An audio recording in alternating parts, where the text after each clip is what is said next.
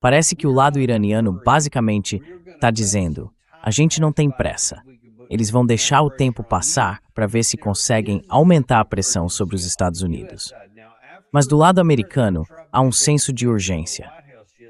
Depois que o presidente Trump fez aquela declaração na Casa Branca ontem, saiu um artigo no Wall Street Journal. Eu vou te mostrar um trecho aqui. Muitas das coisas que o texto diz, e tudo isso veio à tona depois do discurso de ontem, falam que o Irã teria que garantir que não vai buscar armas nucleares, que haveria uma proibição do enriquecimento de urânio, o desmantelamento de Fordow, de Natanz e de vários outros pontos. Isso foi repetido também num programa da Fox News ontem à noite, com Brett Baier e Jesse Waters. O Brett Baier disse que conversou com o presidente Trump e que as exigências dele ficaram mais duras. Dá uma olhada.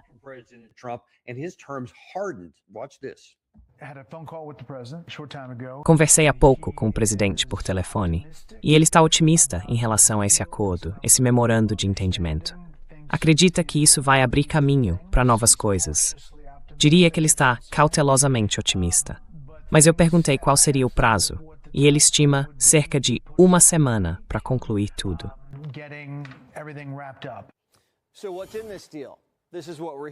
Então, o que tem nesse acordo? É isso que a gente está ouvindo. O Irã precisa jurar que nunca vai ter, nem tentar ter, uma arma nuclear, de forma definitiva. Os 3 principais locais nucleares deles têm que ser totalmente desmontados. E eles nunca mais podem fazer nenhum tipo de trabalho assim, embaixo da terra. Se começarem a cavar, a gente começa a bombardear. Inspeções sob demanda, a qualquer hora, em qualquer lugar. Se colocarem obstáculos, penalidades severas. Agora, aqui vai a parte principal do acordo. Nada de mais enriquecimento. E eles entregam todo o urânio já enriquecido. A gente fica com ele.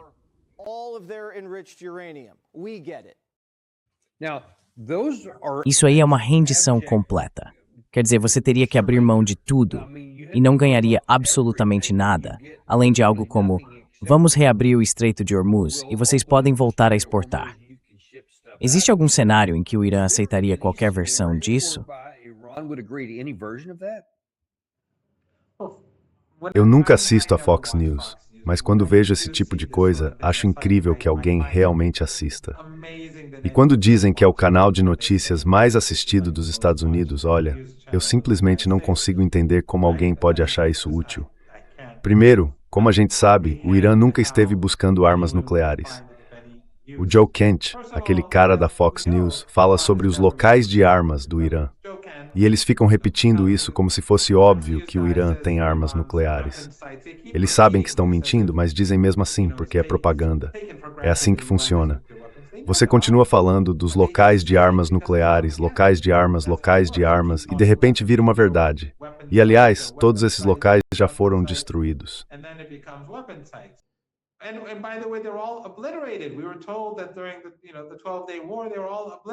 Disseram pra gente que durante a guerra de 12 dias, todos eles tinham sido completamente destruídos. Então sabe, afinal, qual é a verdade? No fim das contas, pra mim é como se nem os telespectadores da Fox News tivessem pensamento crítico. Mesmo sem assistir ao seu programa ou a outros, só de olhar para as contradições, a gente pensaria que pelo menos alguns teriam um mínimo de senso crítico. Mas não. O Irã não vai aceitar nenhuma violação da sua soberania. Esse é o ponto. O motivo de a gente ter essa guerra é justamente esse. Quer dizer, a Revolução de 1979 foi sobre independência, soberania, dignidade e honra. E claro, também sobre o apoio ao povo palestino, ao povo cubano e ao povo sul-africano, naquela época, quando ainda existia o apartheid.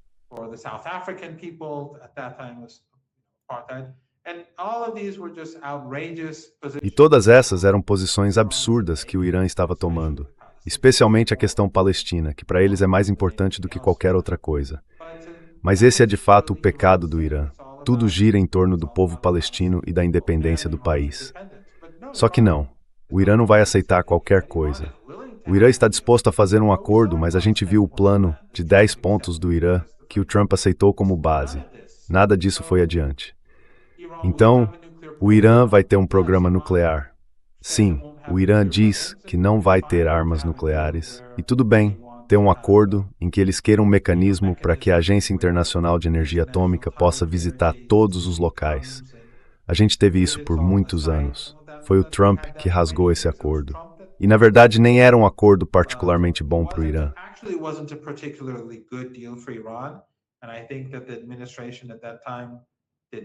Eu acho que o governo, naquela época, não fez um bom trabalho negociando o JCPOA.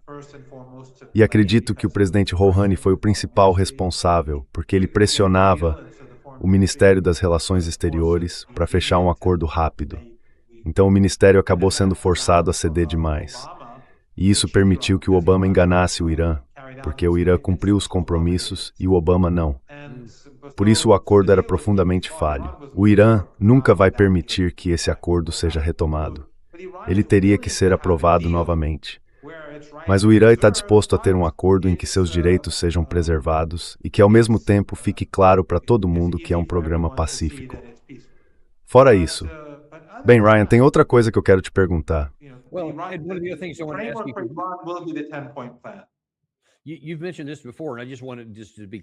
Você já mencionou isso antes, e eu só queria deixar claro aqui. Parte daquele acordo, segundo o Wall Street Journal, era que o Estreito de Hormuz teria que ser reaberto. Aí eles voltariam e diriam, tudo bem, então vamos suspender o bloqueio depois disso e aliviar algumas sanções depois que vocês provarem que conseguem fazer isso. E por aí vai. Mas também tem o lado iraniano, que agora criou, acho que foi na terça-feira, a Autoridade do Estreito do Golfo Pérsico, que estabelece as condições para quem pode sair e como. E se eu me lembro bem, da última vez que a gente conversou, você disse que isso nunca voltaria atrás. Ainda é esse o caso, ou isso poderia ser negociado?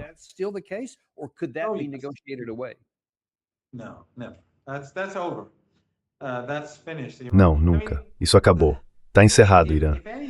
Quer dizer, se for para culpar alguém, os sionistas deviam enforcar o Netanyahu por ter criado essa situação. Irã, lembre-se, eu sei que você sabe disso e sei que boa parte do seu público também sabe. Mas de qualquer forma, vou repetir. O Estreito de Hormuz não é águas internacionais. Ele não é largo o suficiente para ser considerado águas internacionais. Essas são águas do Irã e de Omã. E o Irã nunca assinou nenhum acordo internacional que dissesse o contrário. Mas o Irã permitiu que os navios passassem por ali. Há uns 2 meses e meio, tudo estava normal. Os iranianos, na verdade, pagavam para manter a segurança e não recebiam nada em troca. Trilhões de dólares eram movimentados por ano através do Estreito de Hormuz. E o Irã, claro, também ganhava dinheiro com isso.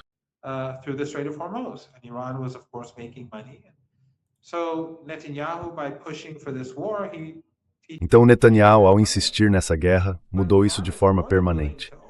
Mas o Irã está mais do que disposto a manter o Estreito de Hormuz aberto, até mais do que antes. Lembre-se, ele nunca foi fechado. Só foi bloqueado para navios ligados a vizinhos hostis e a governos hostis.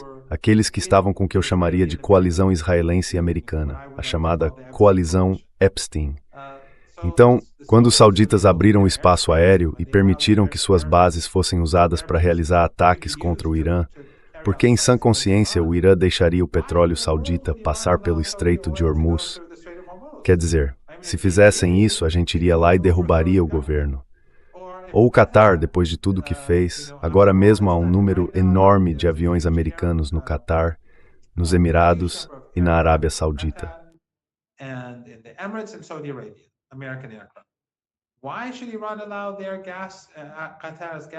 Por que o Irã deixaria o gás do Catar passar se eles estão matando crianças iranianas?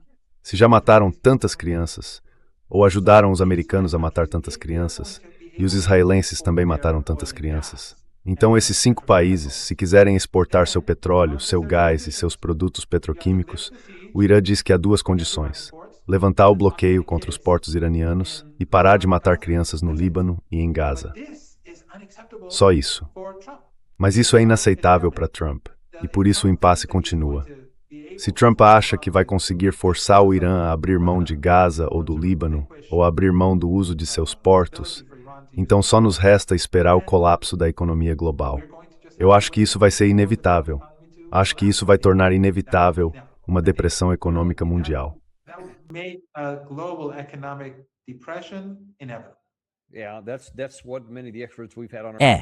Isso é o que muitos dos especialistas que já participaram do nosso programa também concluíram. Eu sei que você está com o tempo bem apertado, mas tem mais uma coisa que eu quero comentar, porque é realmente estranho. Eu quero que todo mundo perceba o contraste entre o que está sendo dito e o que de fato acontece lá no local. Esse é o secretário de Estado Rubio falando sobre como a gente quer resolver isso para poder voltar a como era antes de começarmos a guerra.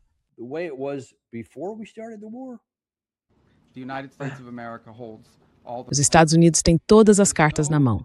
Não existe nenhum cenário em que, se eles decidirem entrar numa escalada, acabem ficando sem a palavra final. Mas a nossa preferência é que esses estreitos sejam reabertos do jeito que deveriam estar, como era antes. Que qualquer um possa usar, sem minas na água, sem ninguém pagando pedágio. É a isso que precisamos voltar. E esse é o objetivo aqui. Então, claro, a gente começou uma guerra, matou milhares de iranianos e destruiu todo tipo de coisa. Mas agora queremos simplesmente esquecer tudo isso, voltar a como era antes da guerra e encerrar o assunto. Será que o Irã algum dia vai aceitar isso?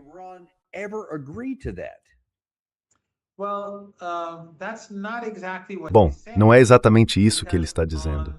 Porque, por um lado, ele quer manter os portos iranianos fechados, e, por outro, quer permitir que os israelenses continuem matando iranianos, civis libaneses, cidadãos libaneses e crianças de Gaza, e que atiradores israelenses tenham o prazer de matar meninas pequenas enquanto brincam nas tendas, ou atirem nelas enquanto estão na sala de aula, ou as executem quando estão tentando buscar água. Isso não é aceitável para o Irã, mas é aceitável para ele, porque é assim que ele é. E eu acho que ele foi banido, não tenho certeza. Um deles disse, por que a gente se importa com... Um desses caras uma vez perguntou, por que nos importar com um cessar-fogo no Líbano? Pois nós nos importamos com o Líbano, nós nos importamos com Gaza, nós nos importamos com Cuba, nós nos importamos com a Venezuela. É isso que nós somos.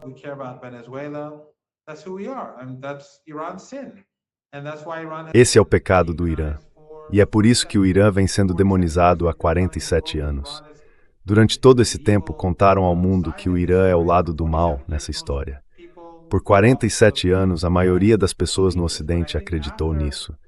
Mas eu acho que depois do genocídio em Gaza, muita gente no Ocidente, e na verdade em todo o mundo, começou a se perguntar se os iranianos são os vilões, se o Hezbollah são os vilões, porque são os únicos que se opõem ao genocídio em Gaza. Enquanto isso, os governos ocidentais estão todos apoiando. Neste exato momento, estão bombardeando o Líbano, estão matando famílias, estão bombardeando, mirando em socorristas, ambulâncias, clínicas e hospitais. E ninguém na Europa condena isso, assim como ninguém na Europa impôs sanções a eles por causa de Gaza.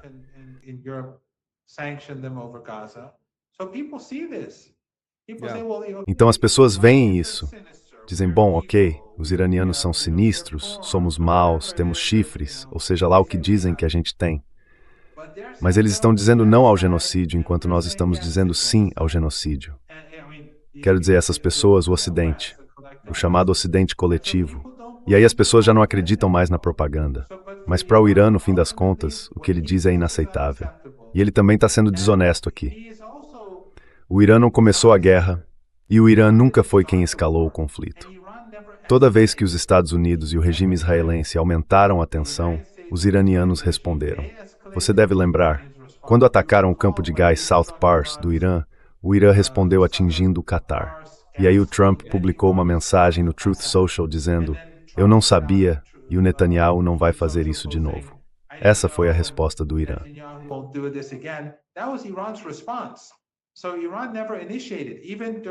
Então o Irã nunca iniciou nada. Mesmo nesses últimos dias, quando os Estados Unidos realizaram essa nova operação, quem começou a escalada foram eles. O Irã não começou a guerra, o Irã não escalou o conflito. O Irã quer que isso acabe. Mas o que o Irã está exigindo é simples. Que parem de matar crianças em Gaza, que parem de matar crianças no Líbano e que suspendam o bloqueio aos portos iranianos. Aí, os navios daqueles países que estavam ajudando os Estados Unidos e os israelenses a bombardear o Irã poderão usar o Estreito de Hormuz assim como os outros navios que já têm permissão para usar o Estreito de Hormuz. É uma posição moral que o Irã está adotando. Mas o secretário de Estado dos Estados Unidos, na minha opinião, ou não entende o que é moralidade, ou simplesmente não se importa com isso. Então, agora eu percebo que essa é a última pergunta. Vou deixar você ir. Eu sei que você não faz parte oficialmente do governo, então essa é a sua visão das coisas. Bom, o Chris Morgan sempre diz que eu faço parte. Ele diz que eu sou o porta-voz, o representante. Queria eu ser. Pelo menos alguém me pagaria por isso. Eu já nem tenho tempo para estudar. Meus pobres alunos, meus doutorandos, tenho tanta pena deles. Eles querem conversar comigo sobre as teses e eu não tenho tempo para eles. Virei um professor terrível. A Universidade de Teherã devia me demitir. Mas o fato é o seguinte: se eu fosse mesmo porta-voz, pelo menos estaria recebendo para isso. Enfim, se o governo iraniano me oferecer o cargo, olha, eu aceito.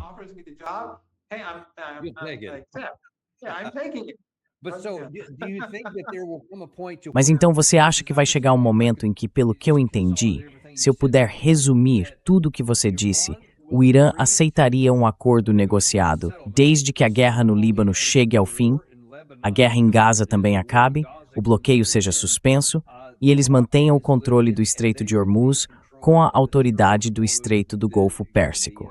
Acho que é esse o nome, tá certo?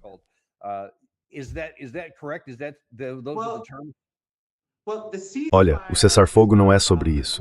Quero dizer, o Irã não vai abrir mão do Estreito de Hormuz, mas o Estreito de Hormuz e o plano de 10 pontos fazem parte do plano de paz. Só que antes do plano de paz, vem o cessar-fogo. E foi isso que ficou combinado.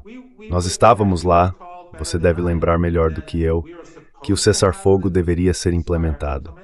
E aí o Netanyahu foi lá e bombardeou várias cidades no Líbano, bombardeando bairros inteiros e matando centenas de pessoas, inclusive em áreas que nem apoiavam a resistência no Líbano. Ele fez esses bombardeios em massa justamente para destruir o cessar-fogo. E então, quando isso aconteceu, o Trump, em vez de pressionar o Netanyahu, disse não, o Líbano não faz parte do cessar-fogo. Mas aí o primeiro-ministro do Paquistão respondeu, faz, sim.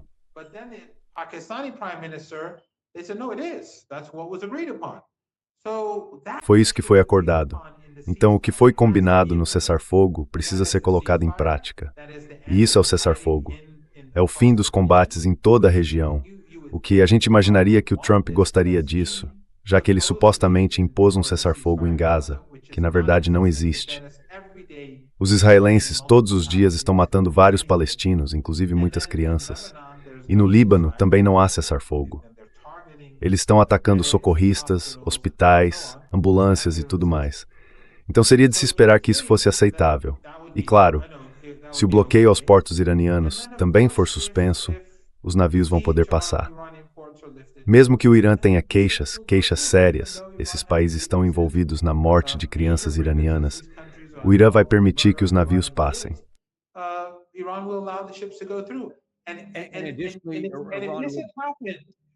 E se isso tivesse acontecido, desculpa interromper, se isso tivesse acontecido quando tivemos o cessar-fogo depois de 39 dias, a economia global não estaria na situação em que está hoje.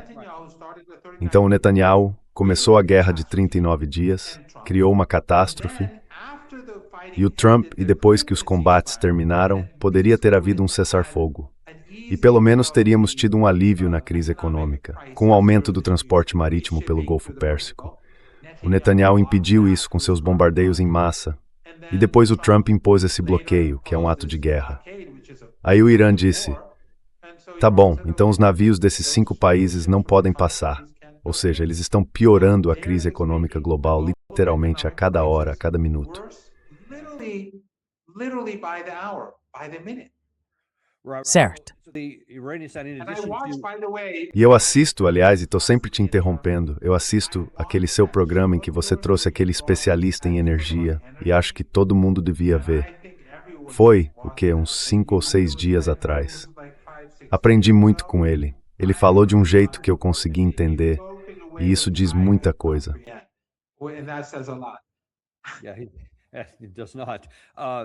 Não mesmo. Mas além de permitir que os navios passem com um acordo, o Irã, se entendi o que você disse, aceitaria algum tipo de declaração dizendo que não vai buscar uma arma nuclear.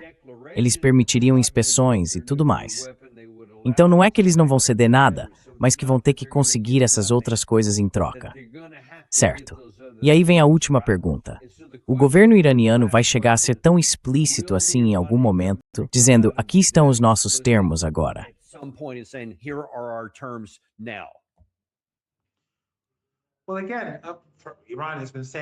Bom, de novo, o Irã vem dizendo há décadas que não está buscando armas nucleares. Existe uma fatwa, e o governo já afirmou isso inúmeras vezes.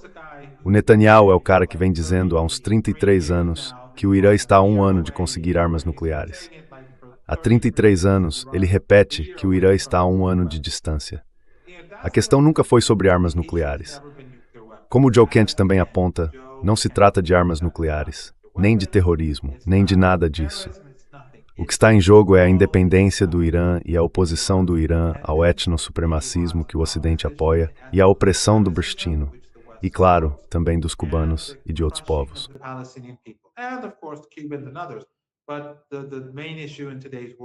Mas a principal questão no mundo de hoje é a causa palestina. É isso que essa elite ligada a Epstein considera totalmente inaceitável. É disso que tudo isso se trata. E eles estão sacrificando a economia global em nome do sionismo e em nome do Netanyahu. Já o Irã, a sua prioridade número 1 é um cessar-fogo. Esse cessar-fogo pode ser implementado ainda hoje à noite, se o Trump realmente quiser e se ele pressionar o Netanyahu. Isso já ajudaria bastante. Depois disso, é discutir a paz. Esse seria o plano de 10 pontos. E a partir daí, o Irã e os Estados Unidos podem tratar da questão nuclear, que nós já negociamos com os Estados Unidos por anos e que já teve um acordo antes.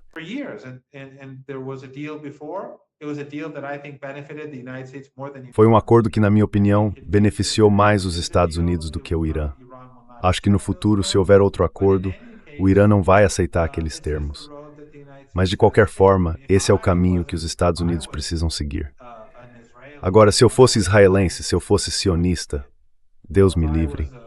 Ou se eu fosse, enfim, alguém desse grupo, eu estaria querendo a cabeça do Netanyahu. Porque a grande mudança que aconteceu nessa guerra foi que, antes dela, o Irã não tinha nenhuma intenção de assumir o controle do Estreito de Hormuz. Mas depois da guerra, o país declarou que vai fazer isso e que nunca vai voltar atrás nessa decisão.